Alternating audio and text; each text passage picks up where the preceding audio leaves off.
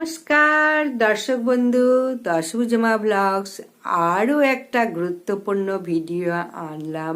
তোমাদের প্রত্যেকের ভালো লাগবে। আজ এমন একটা ফুলের কথা বলবো যে ফুল নিতে দেবতারা মাটিতে নেমে আসে। এমন একটা গাছ, দেবতারা সেই ফুল সানন্দে গ্রহণ করে। ভগবান শ্রীকৃষ্ণের অত্যন্ত প্রিয় এই গাছটা সাধারণ গাছ নয়। এই গাছটা হলো কোনো কোনো জায়গায় বলা হয় পারিজাত গাছ, আবার অনেক জায়গায় বলা হয় শিউলি গাছ। এই গাছ সব সময় এত সুন্দর, এত পবিত্র, এত ভালো। এই গাছের ফুল রাত্রিরে ফোটে এবং ভোরবেলা মাটিতে অটোমেটিক ঝরে পড়ে।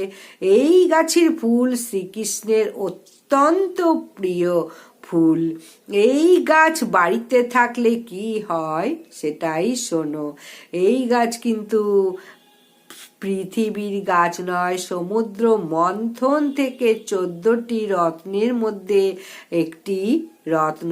স্বর্গ থেকে এই অলৌকিক বৃক্ষ, এটি সাধারণ গাছ নয়।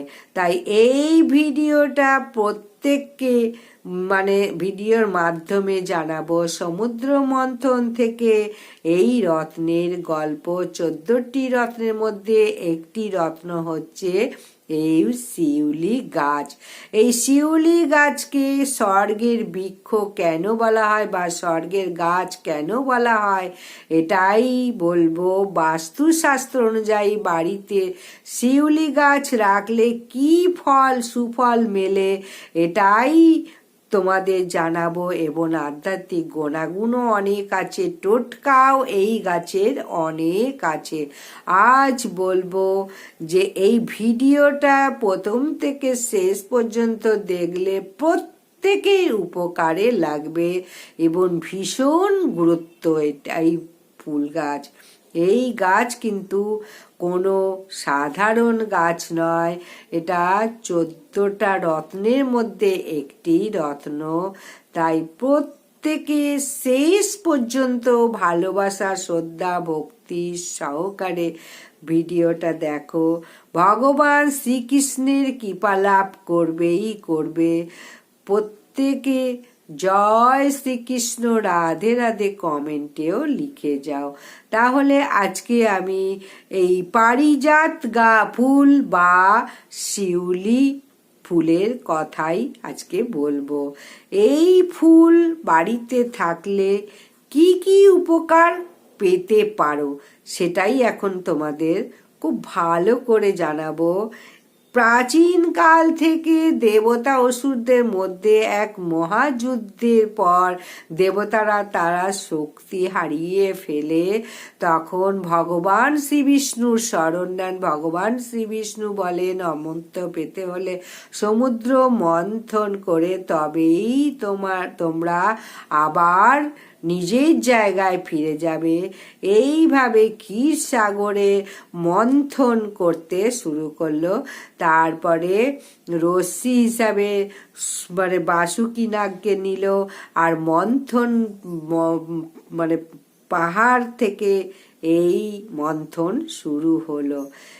এই 14 রত্ন মধ্যে একটি রত্ন হচ্ছে এই শিউলি বৃক্ষ। আজ স্বর্গ থেকে পৃথিবীতে এই বৃক্ষটা এসেছে। তাই সমুদ্র মন্থনে 14টি রত্নর মধ্যে সবার প্রথমে যে রত্ন ছিল সেটা গরল। সেটা হচ্ছে সৃষ্টিকে ধ্বংস করার জন্যে এসেছিল, কিন্তু সৃষ্টিকে রক্ষা করার জন্যে ভগবান মহাদেব সেই বিষ পান করেছিল এবং তার ফলে সেই ভগবানের গলার রং নীল হয়ে গিয়েছিল। সেই দিন থেকে ভগবানের আরেক নাম হয় নীলকণ্ঠ। এরপরে দ্বিতীয় হচ্ছে কামধেনু। অমৃত দান যারা গরুকে পুজো করে তাদের ঘরে কখনো দুঃখ দুর্দশা কষ্ট আসে না। এরপরে বলবো তৃতীয় জিনিস হলো দিব্য ফল, যা পৃথিবীতে জীবন ধারণের জন্য এটা আশীর্বাদ। এরপরে চতুর্থ রত্ন হচ্ছে দেব ঘোড়া, যার ঘোড়া দেবতাদের জয়ের প্রতীক।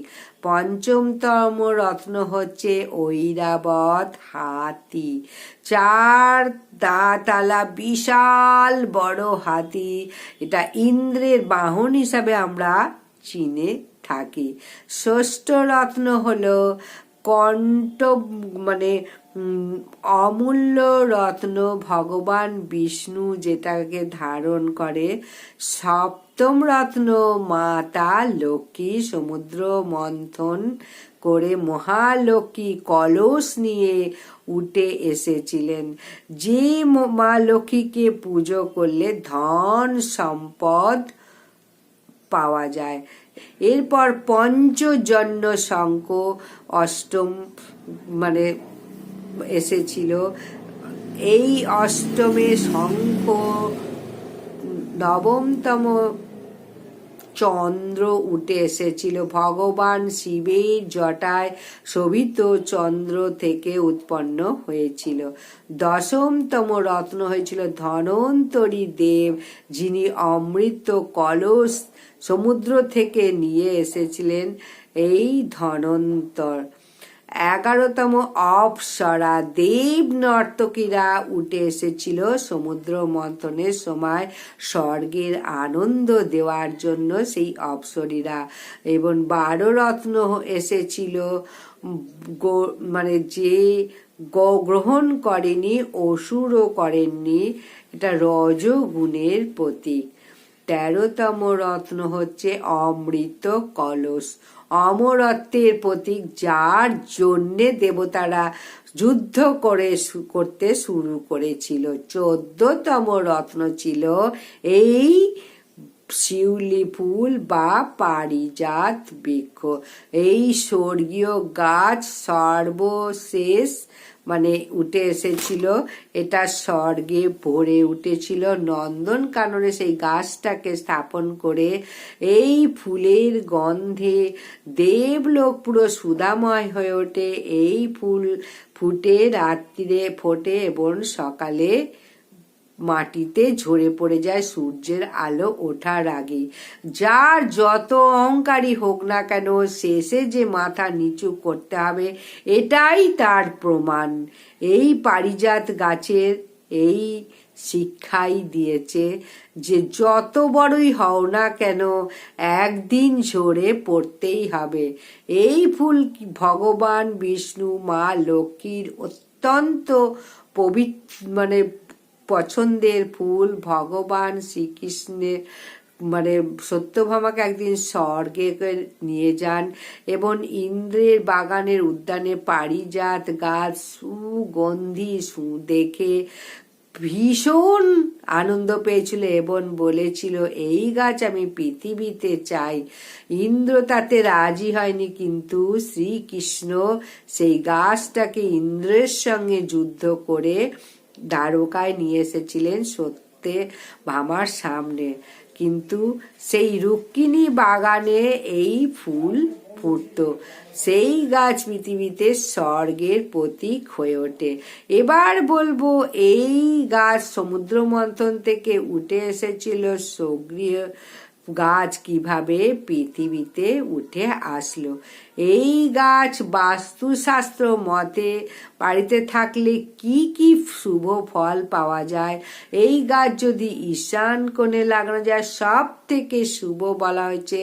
বাড়িতে উত্তর পূর্ব কোণে থাকলে বাড়িতে কোনো নেতিবাচক প্রবেশ করবে না, সুখ শান্তি ধন ঐশ্বর্য প্রাচুর্য নিয়ে আসে।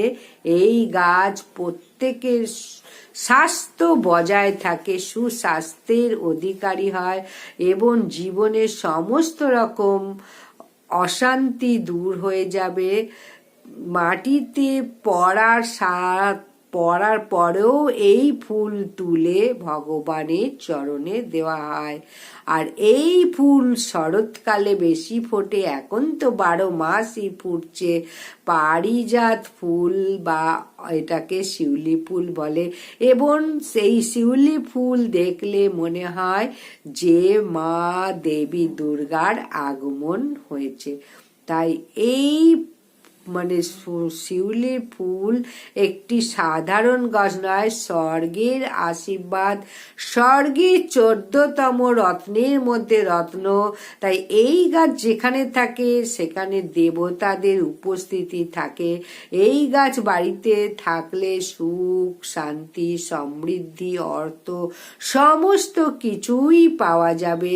যদি এই সকল জিনিস পেতে চাও, অবশ্যই এই গাছ বাড়িতে ঈশান কোণে লাগাও।